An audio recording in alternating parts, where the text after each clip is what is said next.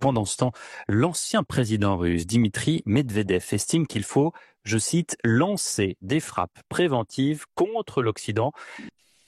Alors, bien évidemment, La Russie revendique à vous qui êtes sur le live sur la nécessité de reprendre dès le début, mais pour les auditeurs de la chaîne en particulier, ils ont besoin d'écouter la totalité avant que je fasse le commentaire. Donc.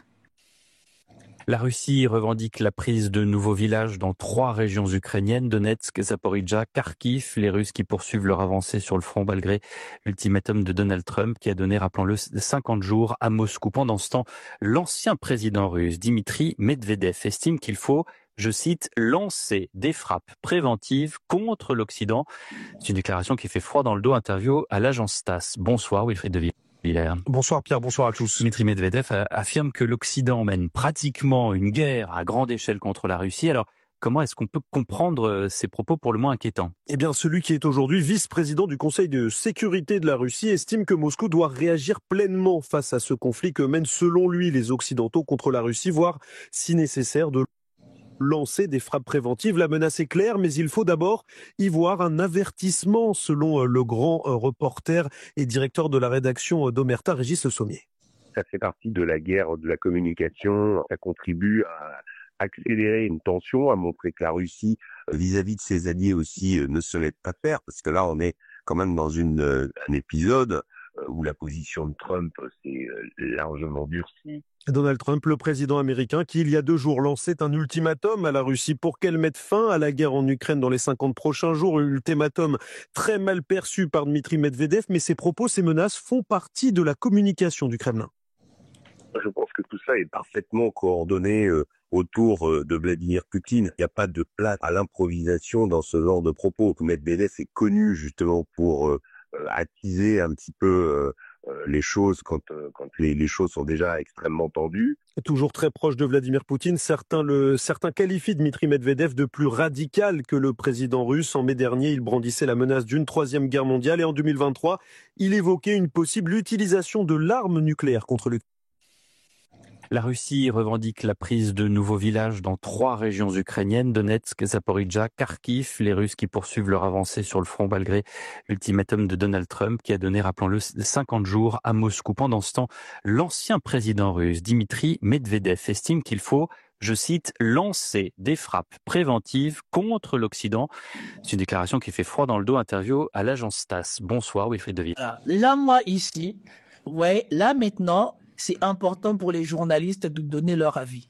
Quand il s'agit de donner leur avis sur Trump ou de donner leur avis sur Macron ou sur les choses qu'ils disent, ça ne leur fait jamais froid dans le dos. Et surtout, quand Netanyahou, Joe Biden, Trump et tous acceptent volontiers qu'on aille assassiner des scientifiques parce qu'ils travaillent pour leur pays, des dirigeants de pays parce qu'ils travaillent pour leur pays, parce qu'ils sont contre la manière dont les Occidentaux voudraient imposer les choses ou quoi que ce soit, ça ne leur fait pas froid dans le dos.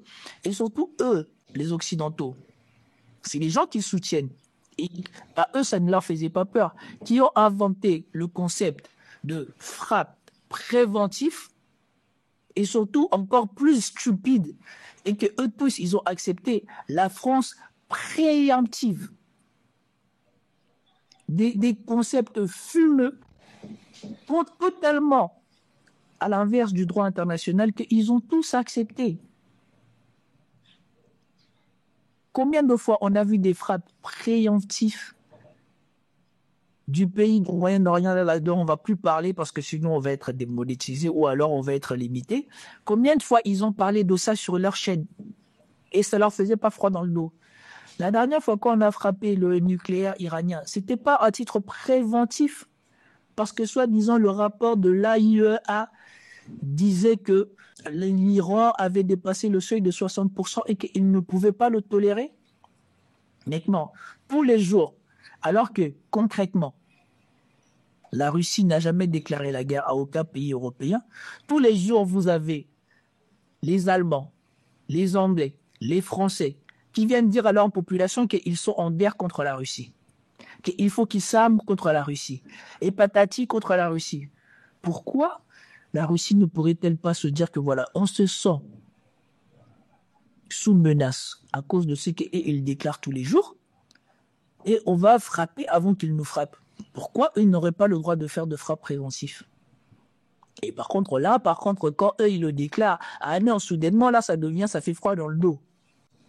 Bonsoir Pierre, bonsoir à tous. Dmitry Medvedev affirme que l'Occident mène pratiquement une guerre à grande échelle contre la Russie. Alors, comment est-ce qu'on peut comprendre ces propos pour le moins inquiétants? Eh bien, celui qui est aujourd'hui vice-président du Conseil de sécurité de la Russie estime que Moscou doit réagir pleinement face à ce conflit que mènent selon lui les Occidentaux contre la Russie, voire, si nécessaire, de lancer des frappes préventives. La menace est claire, mais il faut d'abord y voir un avertissement, selon le grand reporter et directeur de la rédaction d'Omerta, Régis Le Sommier. Ben, c'est normal.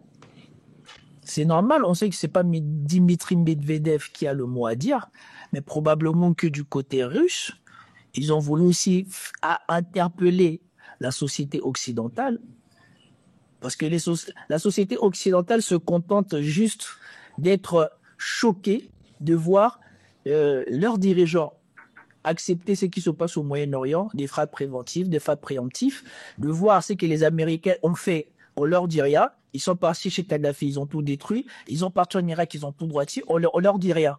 Chez eux, c'est justifié parce que ça n'arrive pas sur leur sol. Et eux, ils font ça parce qu'ils se sentent menacés ou ils mentent pour aller faire ça. Et eux, tous les jours, font des déclarations que soit ils sont des gens en guerre contre la Russie ou qu'ils sont menacés par la Russie. Alors pourquoi la Russie n'aurait-il pas le droit de dire ça? Et probablement que les sources autorisées ont dit à Medvedev, mets un peu plus la pression. Ça ne s'adresse pas, moi à mon sens, ça ne s'adresse pas aux politiciens occidentaux, puisque pour moi, mon décryptage, c'est que les politiciens occidentaux, c'est juste des menteurs. Ils savent qu'ils se sont gavés avec leurs amis. Ils ont détruit leur population, ils ont détruit le tissu économique et qu'ils n'ont pas les moyens d'aller contre, surtout en Europe, contre la Commission européenne que eux-mêmes ils ont mis en place pour pouvoir justifier qu'ils ne peuvent rien faire pour leur population. Et donc à la place, plutôt que de dire qu'ils sont incompétents, ils préfèrent tous les jours trouver des excuses en mettant tout sur le dos de la Russie. Ils savent bien qu'ils ne sont pas menacés par la Russie. Et ils savent bien aussi que cette confrontation avec la Russie ne vient pas de nulle part. Ça vient essentiellement du fait qu'ils ont trahi toutes les promesses qu'ils ont faites aux Russes en élargissant la zone d'influence occidentale et en élargissant la zone d'influence de l'OTAN. Ils savent bien les causes. Et que ce n'est que des mensonges. Et donc ça, c'est adressé à la population occidentale et surtout des Européens pour qu'ils comprennent le danger dans lequel leurs politiques sont en train de les mener. Parce que si leurs politiques ont accepté que soit eux-mêmes les Occidentaux, soit les alliés de l'Occident fassent la même chose parce que soi-disant ils se sentaient menacés, la Russie aussi a le droit, sur des concepts que eux-mêmes ils ont invoqués, de se dire que voilà, pourquoi nous on ne le ferait pas? Le jour où on se sent juste menacé, eh bien on peut aussi faire la même chose. Ça fait partie de la guerre de la communication. Ça contribue à accélérer une tension, à montrer que la Russie, vis-à-vis de ses alliés aussi, ne se laisse pas faire. Parce que là, on est quand même dans un épisode où la position de Trump s'est largement durcie. Donald Trump, le président américain, qui il y a 2 jours lançait un ultimatum à la Russie pour qu'elle mette fin à la guerre en Ukraine dans les 50 prochains jours. Un ultimatum très mal perçu par Dmitry Medvedev, mais ces propos, ces menaces font partie de la communication du Kremlin.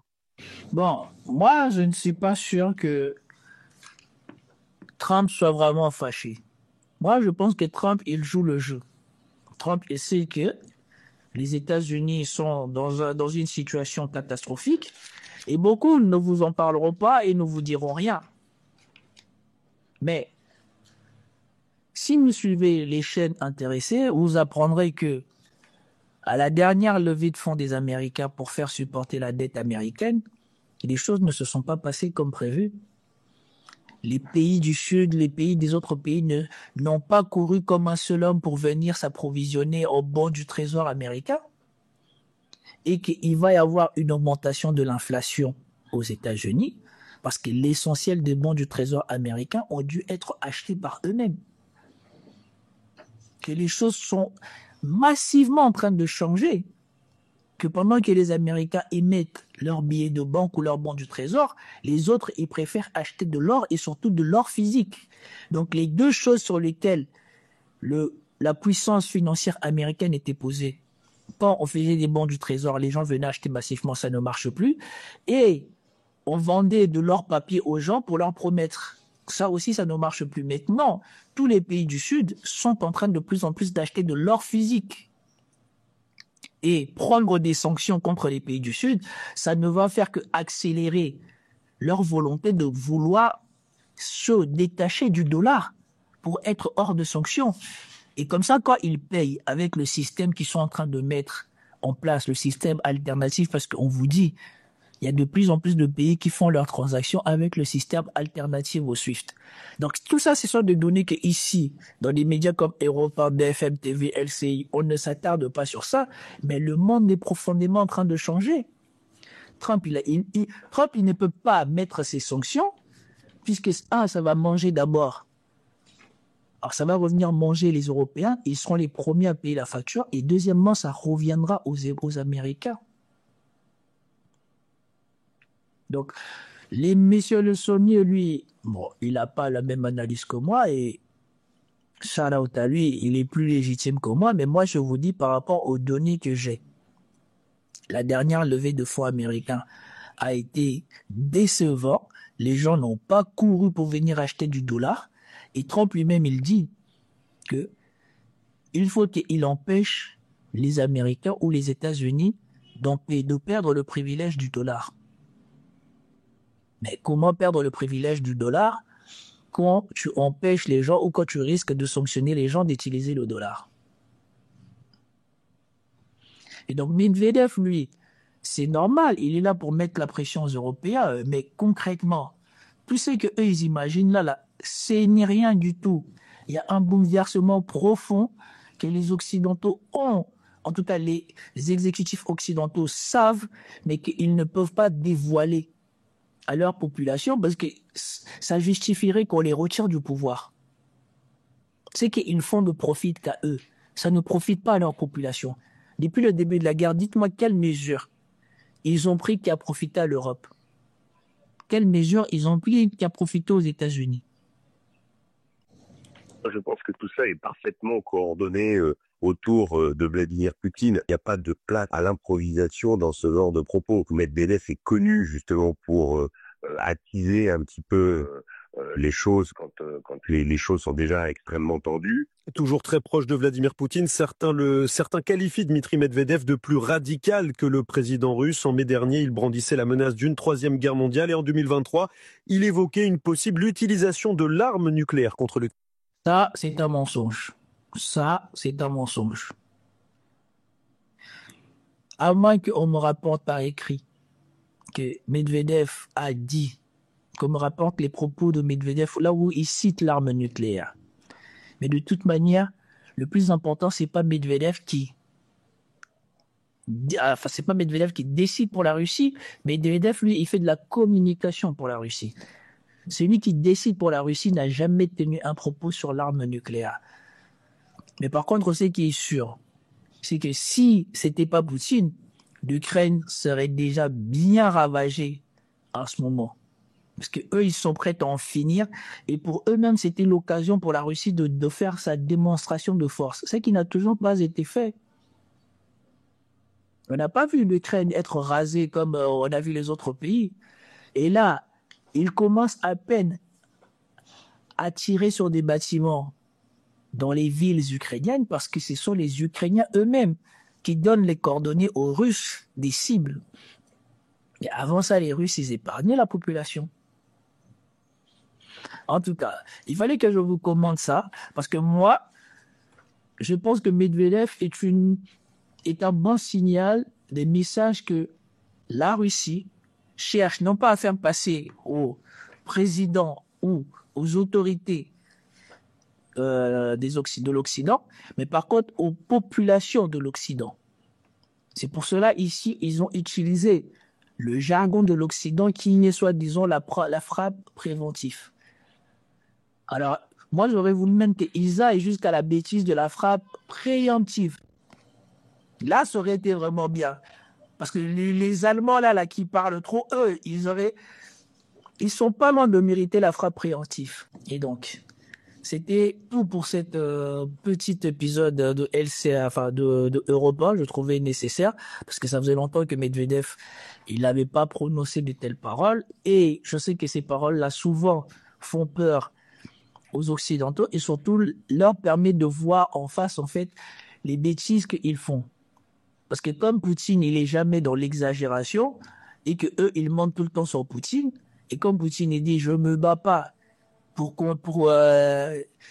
prouver l'inverse dans les médias occidentaux, parce qu'on peut pas prouver l'inverse dans les médias occidentaux. Ils seront toujours pro-gouvernement, comme je vous ai montré au début de ma vidéo. Tout ce qui est en dehors de ce que les officiels, de ce que la loi, de ce que l'encadrement des réseaux sociaux en Europe a mis en place est écarté. Et donc Poutine, il se bat même pas. Par contre, Medvedev, lui, il n'hésite pas de temps en temps à envoyer l'idée. Parce que si vous avez accepté l'idée de frappe préventive pour les autres, il faut accepter aussi qu'un jour, vous-même, vous en serez les victimes. Peace out à tous.